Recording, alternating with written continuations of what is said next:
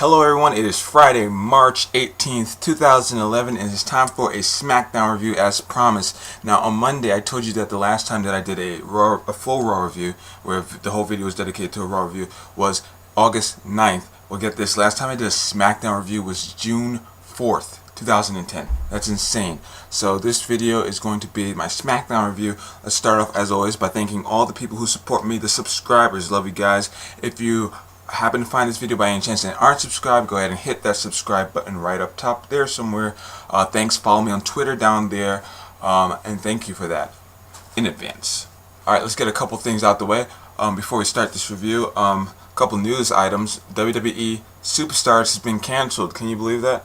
WGN America, the network that Superstars airs on, has confirmed that it's being canceled. The last episode of Superstars is going to be on April 7th. And that kind of sucks for because Superstars is really good for showcasing stars that aren't necessarily in anything important enough to be on the main shows, Raw and SmackDown. And so it was their chance to wrestle and, eventually work their way up. The problem is WWE, unless they come up with a replacement, they're not going to have a show to showcase these stars. And who knows, right after WrestleMania, they like to do their little spring cleaning, and we may be seeing a couple stars leaving because there's just no use for them. Hopefully that doesn't happen. Hopefully WWE finds some way to incorporate some of these stars back into the main shows, or find something for them to do. So hopefully that happens. Alright, let's move on to Friday Night SmackDown. SmackDown, I gotta say, I enjoyed this show. And it's so weird. Doing these SmackDown reviews are different than doing like a Raw review or even a pay-per-view review, because it's just so, there's not as much to talk about, so I don't feel like I have to get so much in at the same time. Anyway, so the show overall, I enjoyed it. I think the thing with building to WrestleMania, so WWE is on Raw, they are just packing the show so tight. There's just so much on Raw. Whereas on SmackDown, they have a little dilemma. Building to WrestleMania, you're either going to get a show that we've seen in the past couple of weeks where there are a lot of promos, very little wrestling, and those generally build more towards WrestleMania. And then sometimes WWE can give you a lot of in-ring action, which is what the fans most likely want more than promos, certainly the fans in attendance, but it doesn't build as much to WrestleMania. And so that we got the latter. We got a lot more in-ring time tonight, and I think it was definitely for the better, because we saw a lot of action tonight. None of the matches were extremely great, but I gotta say nothing was awful. I truly will say nothing was awful tonight. So Edge starts off the show versus Brodus Clay. This match started off a little slow. The crowd wasn't really into anything tonight. I was kind of disappointed by the crowd. But anyway, the match started off slow. It kind of picked up towards the end. Brodus Clay basically, Brodus Clay is showing some really good superstar qualities.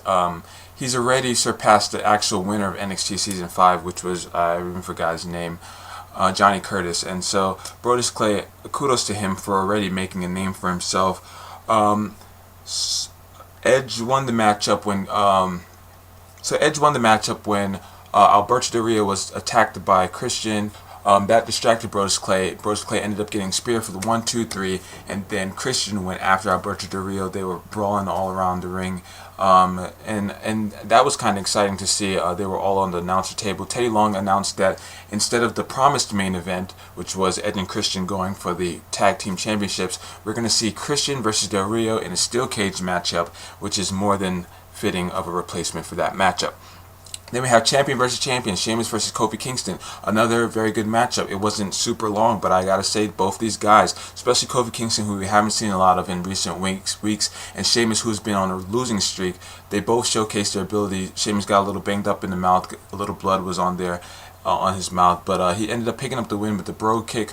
And it's funny how WWE is playing off how he was being beaten every week by calling it the king of the ring curse. So they took that gimmick off of him. Now he's back to his winning ways, thankfully, because Sheamus is a talent that shouldn't go lost. Kofi Kingston, on the other hand, Lord knows what WWE is going to end up doing with him, because he just can't. The highest he will ever go is the Intercontinental or U.S. Championship, and that's too bad, because Kofi Kingston, I think, is a great talent. He just needs, I don't know what it is, but hopefully WWE finds it for him soon. Then we have Kane and Big Show backstage.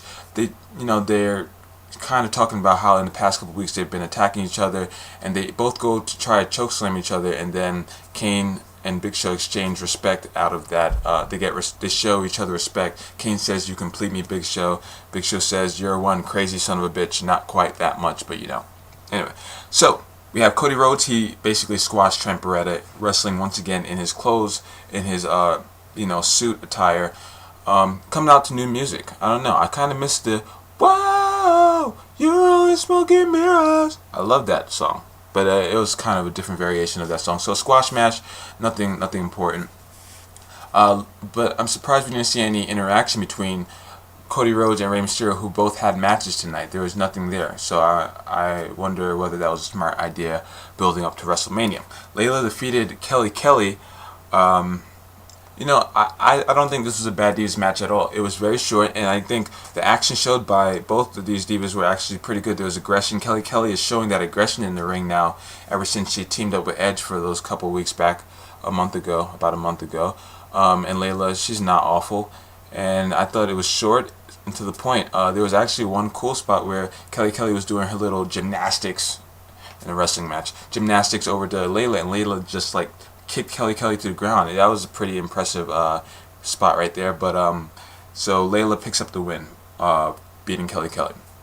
Big Show and Kane take on Justin Gabriel and Heath Slater from the Core for the WWE Tag Team Championships. The match, it wasn't anything special, to be honest with you, but what happened after the match definitely was special. For the first time since the Core's inception, I think that they are on the level of where the old Nexus was. They showed some serious domination with their attack after the match, taking out both Big Show and Kane. I thought it was very impressive by the Core. They definitely made a statement by taking out those guys. Wade Barrett did wastelands to Big Show. I mean, they helped him onto Wade Barrett's shoulders, but nonetheless, Big Show is still 450 pounds. That's just insane that we saw some of that happen, and then they used like the steel steps on Kane. It was just a very impressive beatdown, and the Core and the Big Show Kane storylines kind of starting to grow on me a little bit. So we'll see where they go with 2 more weeks left of SmackDown before WrestleMania. Jack Swagger defeated Chris Masters in another squash match. Obviously, it wasn't a good match, but it wasn't long enough. It was just so short that it didn't even matter. We saw Cole come in and lock the ankle lock in on Chris Masters, and Cole is just insane. He's just an insane announcer. I don't even know what to say about him. Then we have Rey Mysterio versus Ted DiBiase Jr. Short match again, but again, it wasn't anything too bad. I mean, there were a couple of cool little moves in there, and Rey Mysterio ends up picking up the win. And after the match, Maurice walks out on Ted DiBiase, though I don't think anybody really cares about Ted DiBiase and Maurice anymore. It's just who cares? We have the main event, Christian versus Alberto Del Rio in a steel cage matchup, and I gotta say, this was a very good, very good steel cage match. There wasn't any insane cage moments, but these two worked their asses off, and for being so close to WrestleMania, I'm surprised that WWE let Alberto Del Rio into a steel cage matchup, considering the amount of ways you can get injured in that. The finish came. Both men were on the top of the cage. I guess Alberto Del Rio got his arm stuck in the cage, couldn't get down, so Christian got down, picked up the victory over Alberto Del Rio. The question is, will Christian be inserted into this World Heavyweight Championship match to make it a triple threat? Who knows? I can't say that I can tell you. Christian may be in Edge's corner, or they may put him in the match. I couldn't tell you right now. We'll have to see. I think if it's going to happen, they're going to announce it next week, so we'll have to look out for that. After the matchup, Alberto Del Rio attacks Christian. Edge is in Alberto Del Rio's car and threatens to basically deface the car. I don't understand, though, why Alberto Del Rio cared. How many cars have we seen Alberto Del Rio in? And apparently that shows that he has so much money that I don't even know why he would care psychologically. That didn't make any sense. But Brodus Clay came out, took out Edge before he could deface the car, and then the show ends with Alberto Del Rio doing a sick-looking concerto to Edge's arm, and that's how the show ended.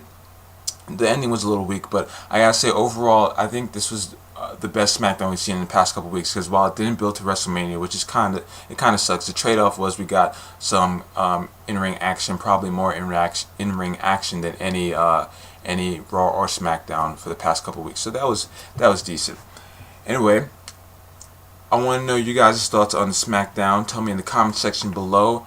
Do you think this SmackDown was good? I thought it was pretty good. What you like most? What didn't you like? What are you thinking about some of the feud progressions? Tell me all that in the comment section below, and I will see you guys next time. And before I go, I'm going to leave you guys with previews of 2 videos that I put up on my other channel. And if you want, you can go and check them out and subscribe to the channel if you want. If you don't, then I'll see you next time. Peace out, people. Love you long time. Peace. You know the one thing more annoying than annoying friends? Annoying strangers, like when you're in a waiting room.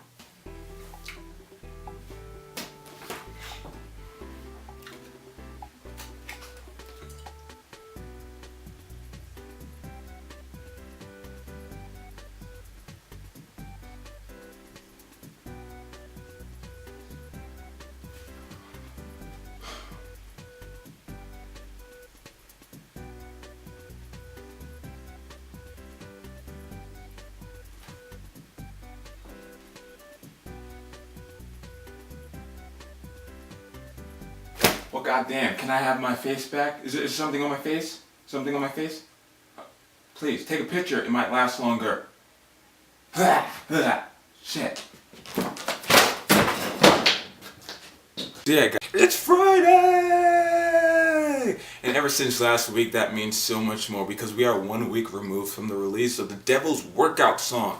Last Friday, young singer Rebecca Black released her single Friday to rain terror upon the world, and it has. It's amassed nearly 20 million views, and if you haven't done so already, go check it out, that video out, as this video will only make sense if you've watched that little piece of hell. Beware though, once you hear it, you cannot unhear it. This video brings so much winning. After you watch it, you can analyze this video in one of 2 ways. 1, Friday is the most awful thing you've ever heard, and come to think of it, I can't really think of a more awful song. Premise alone, a song about Fridays. Yikes. The singing is awful, the kids in the video are awkward and seem like they're being held at gunpoint to partake in it.